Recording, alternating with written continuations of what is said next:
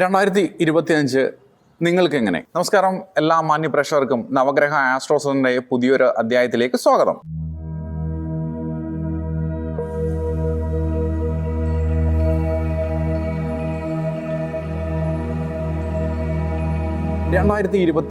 നിങ്ങൾക്ക് എങ്ങനെ?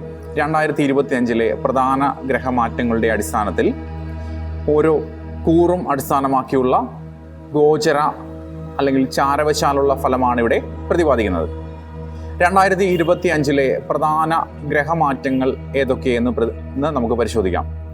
2025 മാർച്ച് 29 ശനി കുംഭൻ രാശിയിൽ നിന്നും മീനൻ രാശിയിലേക്കും രാശി മാറുന്നു.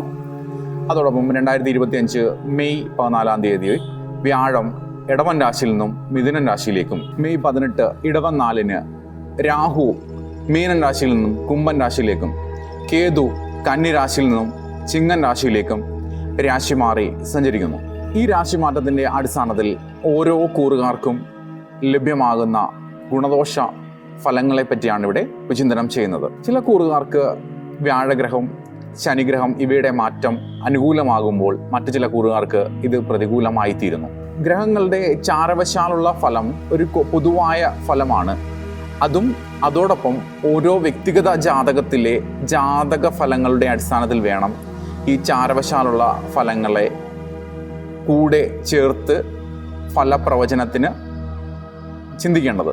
ജാതകവശാൽ ജാതകത്തിലെ ആ വ്യക്തിയുടെ പ്രായം, നിലവിലെ ദശ അപഹാരങ്ങൾ, ആ ദശ അപഹാരനാഥന്മാർ തമ്മിലുള്ള ബന്ധം, അതിൻ്റെ ബലാബലങ്ങൾ, ആ ദശാപഹാരനാഥന്മാർക്ക് ജാതകാൽ ലഗ്നത്തെ അടിസ്ഥാനമാക്കിയുള്ള ഭാവഫലം, ഭാവാധിപൻ അല്ലെങ്കിൽ അതിൻ്റെ ബലാബലങ്ങൾ, ഇഷ്ട അനിഷ്ട ഭാവസ്ഥിതി, അതോടൊപ്പം അവരുടെ ജാതകത്തിലെ ശനിഗ്രഹത്തിൻ്റെ ഇഷ്ട അല്ലെങ്കിൽ അനിഷ്ട ഭാവസ്ഥിതിയും വ്യാഴഗ്രഹത്തിൻ്റെ ഇഷ്ട അനിഷ്ട ഭാവസ്ഥിതികളും ഭാവാധിപത്യവും ഒക്കെ അനുസരിച്ചും നിലവിലെ ദശാപഹാരങ്ങളും അതിൻ്റെ ബലാബലങ്ങളും ജാതകത്തിലെ യോഗബലങ്ങളും അടിസ്ഥാനത്തിലും അവരവരുടെ ജാതകത്തിലെ ശനിഗ്രഹത്തിൻ്റെയും വ്യാഴഗ്രഹത്തിൻ്റെയും അഷ്ടകവർഗത്തിലെ വർഗബലത്തിൻ്റെ അടിസ്ഥാനത്തിലും ആ അഷ്ടവർഗത്തിൽ വർഗബലചിന്തനത്തിൽ മീനൻ രാശിയിലെ ശനിയുടെ വർഗബലവും മിഥുനൻ രാശിയിലെ വ്യാഴത്തിൻ്റെ അഷ്ടവർഗവും എത്രയുണ്ട് എന്ന് മനസ്സിലാക്കുകയും അതിൻ്റെ അടിസ്ഥാനത്തിലും വേണം അതിൻ്റെ ഗുണദോഷങ്ങളുടെ ഏറ്റക്കുറച്ചിലുകൾ കൃത്യമായി ചിന്തിക്കേണ്ടത്. അത് വ്യക്തിഗത ജാതക വിഷയമാണ്. അതോടൊപ്പം ആ വ്യക്തിഗത ജാതകത്തിലെ ജാതക വിഷയത്തോടൊപ്പം ഗോചര ഫലവും കൂടെ അടിസ്ഥാനമാക്കി രണ്ടും കൂടെ ചേർത്തുകൊണ്ട് ഫലനിർണ്ണയം നടത്തുമ്പോഴാണ് അത് കൃത്യമാകുന്നത്. ഇവിടെ പ്രതിപാദിക്കുന്നത് ചാരവശാലുള്ള ഗ്രഹങ്ങളുടെ രാശി മാറ്റവും അതിലൂടെയുള്ള തുടർന്നുള്ള സഞ്ചാരങ്ങളുടെയും ഫലത്തെ അടിസ്ഥാനമാക്കി അത് എത്രത്തോളം ഓരോ കൂറുകാരെയും സ്വാധീനിക്കുന്നു എന്നുള്ളത് വ്യത്യസ്തമായിരിക്കാം. കന്നിക്കൂറ് ഉത്രം അവസാന 3 പാദം, അത്തം ചിത്തിര ആദ്യ പകുതി. ഇവർക്ക് 2025 മാർച്ച് 29 ശനിമാറ്റത്തോടുകൂടി കണ്ടകശനി കാലഘട്ടം ആരംഭിക്കുന്നു. അതോടൊപ്പം 2025 മെയ് 14 വ്യാഴം 9 നിന്ന് 10 രാശി മാറി സഞ്ചരിക്കുകയും ചെയ്യുന്ന ഒരു കാലഘട്ടമാണ്. ഇവർക്ക് ദോഷ ദുരിതങ്ങളുടെ കാലഘട്ടം ആരംഭിക്കുകയാണ്. ചന്ദ്രരാശിയാൽ 5 ഭാവാധിപത്യം വഹിച്ച ശനി കണ്ടകശനിയായി 7 വരികയും 4 ഭാവാധിപനായ വ്യാഴം 9 നിന്ന് 10 രാശി മാറി സഞ്ചരിക്കുകയും ചെയ്യുന്ന കാലഘട്ടമാണ്. ഇപ്പം കണ്ടകശനിയുടെ ദോഷദുരിതങ്ങളും അതോടൊപ്പം 10 കർമ്മത്തിൽ വ്യാഴം വരുന്നത് വളരെ ദുരിത ബുദ്ധിമുട്ടുകൾ ഉണ്ടാക്കി തീർക്കുന്ന ഒരു കാലഘട്ടവുമായിട്ട് വേണം പറയാൻ. ഇവർ കഴിഞ്ഞ ഒരു വർഷമായി അനുഭവിച്ചു വന്നിരുന്ന എല്ലാ ഗുണഫലങ്ങൾക്കും കുറവുകൾ ഉണ്ടാവുകയും പല വിധത്തിലുള്ള ബുദ്ധിമുട്ടുകൾ അനുഭവത്തിലേക്ക് വരികയും ചെയ്യുന്ന ഒരു കാലഘട്ടമാണ് കന്നിക്കൂറുകാരെ സംബന്ധിച്ചോളം ഈ ശനിമാറ്റവും വ്യാഴമാറ്റവും അനുഭവവൈദ്യമാക്കി തീർക്കുന്നത്.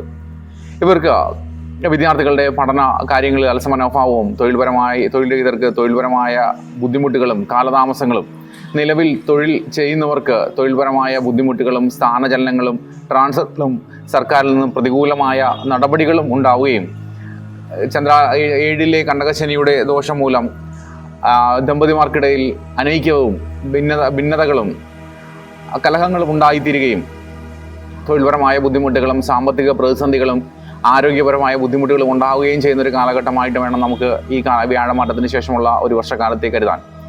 ബിസിനസ്സുകാർക്ക് തൊഴിൽപരമായ ബുദ്ധിമുട്ടുകളും സാമ്പത്തിക പ്രതിസന്ധികളും നിയമപരമായ തടസ്സങ്ങളും അനുഭവത്തിൽ വരികയും വിദ്യാതടസ്സങ്ങളും ആരോഗ്യക്ലേശങ്ങളും ഒക്കെ ഉണ്ടായിത്തീരുകയും ചെയ്യുന്ന ഒരു കാലഘട്ടമായിട്ട് വേണം ഈ വർഷത്തെ പറയാൻ. അതോടൊപ്പം ചില കവിതാക്കൾക്ക് അനുകൂലമല്ലാത്ത പ്രണയ വിവാഹങ്ങളും പ്രണയലബ്ധികളും ഉണ്ടാകാൻ സാധ്യതയുള്ളൊരു കാലഘട്ടമായിട്ട് വേണം പറയാൻ. അത് അനുകൂലമായിരിക്കില്ല എന്ന് എടുത്തു പറയേണ്ടി വരും. ഇവർ ദോഷദുരിത പരിഹാര ശമനാർത്ഥം ശാസ്താക്ഷേത്രത്തിൽ നീരാഞ്ജന വഴിപാടും എള്ളുപായസവും നടത്തുകയും ശനിയാഴ്ച ദിവസങ്ങളിൽ കറുത്ത വസ്ത്രം ധരിക്കുന്നതും ശനിയാഴ്ച ദിവസങ്ങളിൽ കാക്കയ്ക്ക് മധുരം കലർന്ന ഭക്ഷണം നൽകുന്നതും ജാതകം നോക്കി അനുകൂലമാണെങ്കിൽ ഇന്ദ്രനീല രത്നം ധരിക്കുന്നതും ദോഷദുരിതങ്ങൾക്ക് ഒരു പരിധിവരെ ശമനം ഉണ്ടാക്കി തീർക്കുകയും അതോടൊപ്പം 10-ലെ വ്യാഴം കർമ്മത്തിലെ വ്യാഴം വളരെ ബുദ്ധിമുട്ടുകൾ ഉണ്ടാക്കി തീർക്കുന്ന, തൊഴിൽ മേഖലയിൽ സ്തംഭന അവസ്ഥ ഉണ്ടാക്കി തീർക്കുന്ന ഒരു അവസ്ഥയാണ് പറയേണ്ടത്. എങ്കിൽ തന്നെയും അതിന് പരിഹാരമായി മഹാവിഷുദ്ധത്തിൽ ഭാഗ്യസൂക്താർച്ചന, തുളസിമാല, പാൽപ്പായസം എന്നീ വഴിപാടുകളും വീട്ടിൽ ഭാഗവത പാരായണം ചെയ്യുന്നതും വ്യാഴാഴ്ച ദിവസങ്ങളിൽ മഞ്ഞ കളറിലുള്ള വസ്ത്രം ധരിക്കുന്നതും തൊഴിൽപരമായ ബുദ്ധിമുട്ടുകൾക്ക് ദോഷദുരിതങ്ങൾക്ക് ശമനം ഉണ്ടാക്കി തീർക്കും. എങ്കിൽ തന്നെയും ജാതകവശാൽ അവരവരുടെ വ്യക്തിഗത ജാതകമനുസരിച്ച് അതിലെ ഇപ്പോഴത്തെ നിലവിലെ പ്രായം, ദശ, അപഹാരം, അതിലെ ശനിഗ്രഹത്തിൻ്റെയും വ്യാഴഗ്രഹത്തിൻ്റെയും ജാതകാലുള്ള അനുകൂല പ്രതികൂല സ്ഥിതികൾ ഇവയ്ക്കനുസരിച്ചും ജാതകത്തിലെ അഷ്ടവർഗത്തിലെ വർഗബലം അനുസരിച്ചും ശനിഗ്രഹത്തിന് മീനൻ രാശിയിലുള്ള വർഗബലം അനുസരിച്ചും വ്യാഴത്തിന് മിഥുനൻ രാശിയിലെ വർഗബലം അനുസരിച്ചും അഷ്ടവർഗത്തിൽ വർഗബല ആധിക്യമുണ്ടെങ്കിൽ വർഗബലത്തിൽ വർഗബലം കൂടുതലുണ്ടെങ്കിൽ അവർക്ക് ദോഷദുരിതങ്ങൾ ഉണ്ടാകുന്നതല്ല. ഈശ്വരാരാധനകളും ആചാരാനുഷ്ഠാനങ്ങളും യഥാവിധി പാലിക്കുകയും ദാനധർമാദികൾ നിർവഹിക്കുകയും ധാർമ്മികമായി ജീവിക്കുകയും ചെയ്യുന്നവർക്ക് ഒരു പരിധിവരെ കാലദോഷങ്ങളും ഒന്നും ഇവരെ ബാധിക്കുകയില്ല. എന്നാൽ അധാർമികമായി ജീവിക്കുകയും ധിക്കാരികളും അഹങ്കാരികളും ഒക്കെയായി ജീവിക്കുകയും ലഹരി വസ്തുക്കളും മദ്യവും മയക്കുമരുന്നും ഒക്കെ ഉപയോഗിക്കുകയും ഒക്കെ ചെയ്യുന്നവർക്ക് ഏത് കാലവും അല്ലെങ്കിൽ ഗ്രഹങ്ങൾ അനുകൂലമായാൽ തന്നെയും അവർക്ക് അതൊന്നും തന്നെ അനുഭവവേദ്യമാകുന്നതല്ല. എന്നാൽ ഗ്രഹങ്ങൾ പ്രതികൂലമാകുമ്പോൾ ഇത്തരത്തിൽപ്പെട്ട ഒരു തെറ്റായ ജീവിത രീതിയിലൂടെ ജീവിക്കുന്ന, അധാർമികമായി ജീവിക്കുന്ന വ്യക്തികളെ അത് വളരെ പ്രതികൂലമായി ബാധിക്കുകയും അവർക്ക് വളരെ ഗുരുതരമായ പ്രതിസന്ധികളും ദോഷദുരിതങ്ങളും അനുഭവത്തിൽ വരികയും ചെയ്യുന്നതാണ്. നാമജപങ്ങളും മന്ത്രജപങ്ങളും ഉപാസനാ വിദ്യകളും ഒക്കെ സ്വായത്തമാക്കിയ അല്ലെങ്കിൽ അത് പരിശീലിക്കുന്ന വ്യക്തികളെ, ഉപാസകന്മാരെ ഒരിക്കലും കാലദോഷമോ ജാതകദോഷമോ ബാധിക്കുന്നതല്ല. ജാതകദോഷങ്ങളും കാലദോഷങ്ങളും പ്രതിസന്ധികളും ഉണ്ടാക്കി തീർക്കുന്നത് അധാർമികമായി ജീവിക്കുകയും നിഷേധാത്മക മനോഭാവം വെച്ചു പുലർത്തുകയും മറ്റുള്ളവരെ ദ്രോഹിക്കുകയും വളരെ ക്രൂരമായ പ്രവൃത്തികളും ഹിംസാശീലങ്ങളും ഒക്കെയുള്ള അധർമ്മികളെയാണ് കാലദോഷങ്ങളും ജാതകദോഷങ്ങളും കൂടുതലായി ബാധിക്കുന്നത്. നമ്മളുടെ കർമ്മദോഷമാണ് കാലദോഷമായി തേടിയെത്തുന്നത്. അവരവരുടെ കർമ്മങ്ങൾ പരിശുദ്ധമാക്കുകയാണെങ്കിൽ, അവരുടെ പ്രവൃത്തി ശുദ്ധമാവുകയാണെങ്കിൽ ഒരു കാലത്തും ഒരു കാലദോഷവും നിങ്ങളെ ബാധിക്കുകയില്ല. കർമ്മമാണ് ധർമ്മം. എല്ലാ നേട്ടങ്ങളുടെയും അല്ലെങ്കിൽ പ്രതിസന്ധികളുടെയും കാരണം അവരവരുടെ കർമ്മങ്ങൾ തന്നെയാണ്. കർമ്മമാണ് ധർമ്മം, കർമ്മമാണ് ഈശ്വരൻ. നമ്മളുടെ കർമ്മം സത്യസന്ധവും ധാർമ്മികവും ഈശ്വരനെ മുൻനിർത്തിയുള്ളതുമായ കർമ്മങ്ങളാണ് എങ്കിൽ നമുക്കൊരിക്കലും ഒരു കാലത്തും നമുക്ക് കർമ്മദോഷമോ കാലദോഷമോ ഒന്നും നമ്മളെ ബാധിക്കുന്നതല്ല. കൂടുതൽ ജാതകവശാലും ഗോചരവശാലും ഒക്കെയുള്ള ഗ്രഹദോഷങ്ങൾ പ്രതികൂലമാണ് എന്ന് തോന്നുകയും അത് കൂടുതൽ ബുദ്ധിമുട്ടുണ്ടാക്കുകയും ഒക്കെ ചെയ്യുന്ന വ്യക്തികൾ അതിൽ നിന്നും മോചിതനാവുവാനായി അവരവരുടെ ദേശത്തെ നല്ല ഒരു ജ്യോത്സ്യനെ കണ്ട് വ്യക്തിഗത ജാതക ചിന്തനം നടത്തി, അതോടൊപ്പം ഒരു പ്രശ്നചിന്തയും കൂടെ നടത്തി അതിനു വേണ്ട പരിഹാരങ്ങളൊക്കെ മുൻകൂട്ടി ചെയ്യുന്നത് കാലദോഷത്തിൽ നിന്നും കർമ്മദോഷങ്ങളുടെ തീവ്രത കുറയ്ക്കുവാനുമൊക്കെ അനുകൂലമാണ്. പലവിധ പരിഹാര സമ്പ്രദായങ്ങളൊക്കെ പലപ്പോഴും ചെയ്യാറുണ്ട്.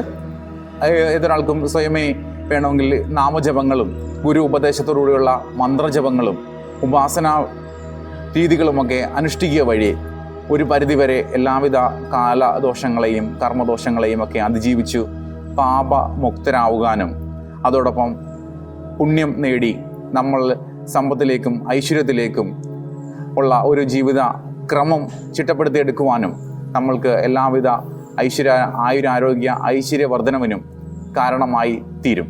എല്ലാവർക്കും ഉപാസനാമൂർത്തികളുടെ അനുഗ്രഹവും കുടുംബ പരദേവതകളുടെ കാരുണ്യവും ഉണ്ടാകട്ടെ. അത് അപ്രകാരം ഭവിക്കട്ടെ. നന്ദി.